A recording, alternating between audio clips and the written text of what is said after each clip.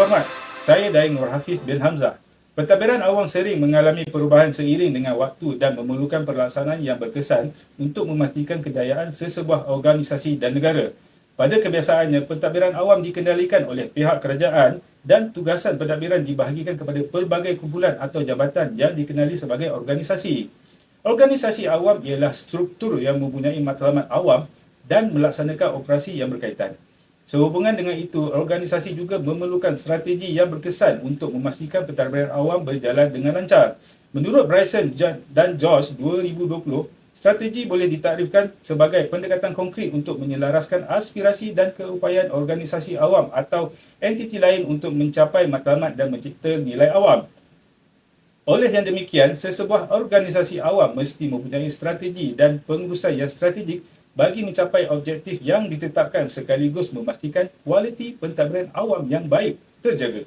Tugasan kami kali ini akan membincangkan aspek pengurusan strategik bagi Polis Diraja Malaysia PDRM.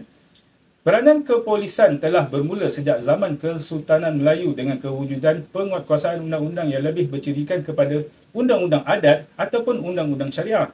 Institusi temenggung dan hulu balang pula bertanggungjawab dalam menguatkuasa undang-undang tersebut.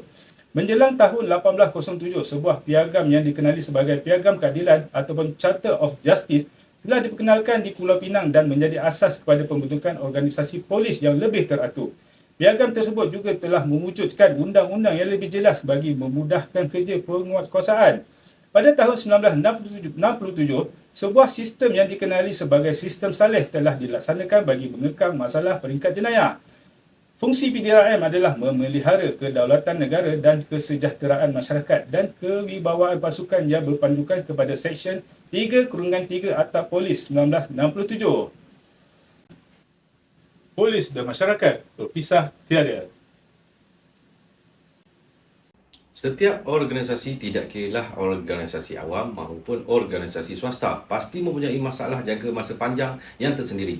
Menurut Ansoff 2019, isu strategi merupakan perkembangan masa depan di dalam atau di luar organisasi yang berkemungkinan memberi kesan penting ke atas keupayaan organisasi untuk mencapai objektifnya.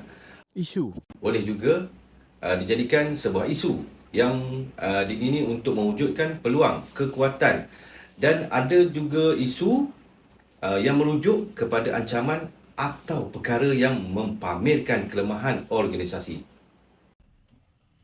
Salam sejahtera, saya Song Jing Leng, nombor metrik 267402. Saya akan menerangkan berkenaan dengan analisis persekitaran luaran. Analisis persekitaran luaran terbahagi kepada 4. Yang pertama, faktor politik. Faktor politik mempunyai pengaruh yang besar terhadap pentadbiran dan penyampaian PDRM di Malaysia. Contohnya, pelaksanaan Pelan Integriti Nasional 2004 yang bertujuan menerapkan nilai integriti dalam pihak PDRM. Faktor yang kedua adalah faktor ekonomi. Kos sara hidup yang kian meningkat merupakan antara faktor ekonomi yang turut mempengaruhi tugas harian seorang penjawat awam. Manakala faktor yang ketiga adalah faktor sosial. Faktor sosial luaran merujuk kepada kepercayaan ataupun persepsi masyarakat terhadap penyampaian PDRM. Kajian mendapati bahawa masyarakat cenderung kepada mempunyai persepsi yang negatif terhadap kualiti perkhidmatan PDRM. Dan yang terakhir, faktor teknologi.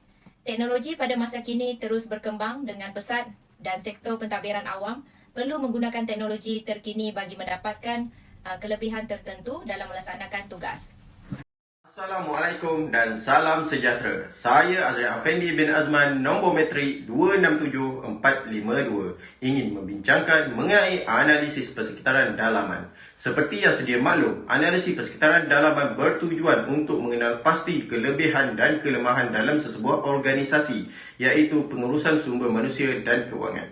Bagi tujuan sumber manusia, menurut Kadir pada tahun 2009, Laporan Suruhanjaya Diraja telah menyentuh isu berkaitan kelemahan pengurusan sumber manusia dalam PDRM, terutama sekali mengenai isu kelemahan bagi mengambil rekrut dan bagi mengambil individu yang betul dan berkemahiran.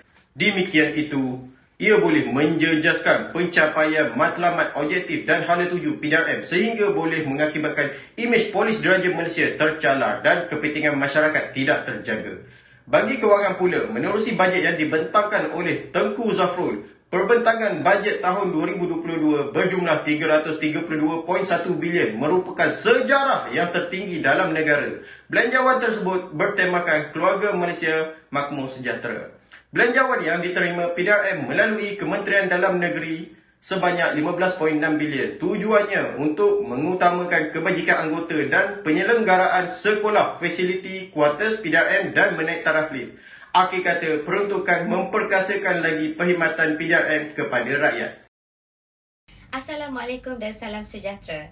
Nama saya Norzawani binti Abdullah, 267310. Pembentukan strategi menggunakan kaedah SWOT iaitu pertama, kelebihan atau strength. PDRM mempunyai dana lebih besar pada tahun ini untuk menampung kos perbelanjaan. Taraf hidup anggota polis berada pada tahap yang baik. Yang kedua, kelemahan, weakness. Bahagian pengurusan sumber manusia tidak kompeten dalam merekrut dan melatih anggota baru. Kekurangan anggota PDRM bagi menggalas pelbagai tugas berbeza, beban kerja akan berlebihan. Yang ketiga, peluang, opportunity. Dasar kerajaan telah dikemas kini bagi menangani masalah integriti dalam kalangan anggota PDRM. Perkembangan teknologi seperti TMK boleh dimanfaatkan bagi menangani isu jenayah cyber. Dan yang terakhir, ancaman, threat. Kos sara hidup yang meningkat menyebabkan kos kebajikan anggota meningkat dan perlu diteliti semula mengikut situasi semasa. Hasil daripada analisis SWOT seterusnya boleh diguna pakai dalam analisis TOWS yang juga merupakan adaptasi daripada analisis SWOT. Bagi mengenal pasti potensi strategi taktikal yang boleh digunakan untuk tujuan mengeksploitasi peluang atau mempertahankan diri daripada ancaman melalui manfaat kelebihan sedia ada dan pengurangan kelemahan boleh disebut TOWS. TOWS mempunyai fungsi tersendiri. Strategi WO dalam kudran pertama cuba memaksimumkan peluang yang timbul daripada persekitaran luaran dan menghapuskan kelemahan dalaman organisasi yang menghalang pertumbuhannya. Strategi SO dalam kuadran kedua adalah situasi yang ideal di mana organisasi boleh memaksimumkan kedua-dua kelebihan dan peluang yang hadir. Strategi ST menggunakan kelebihan dalaman organisasi yang boleh mengatasi ancaman daripada pesaing industri dan persekitaran yang lebih baik. Assalamualaikum dan salam sejahtera. Saya Muhammad Fidaw bin Jamalul Habi, nombor metrik 267185. Bahagian cadangan ini akan merangkumi pelan cadangan yang boleh dipertimbangkan oleh pihak PDRM berdasarkan kepada analisis PACE, SWOT dan TOS yang telah dibincangkan di atas. Di sini ada 4 cadangan yang diambil dari TOS dan berserta justifikasi berdasarkan kepada penyelesaian isu integriti.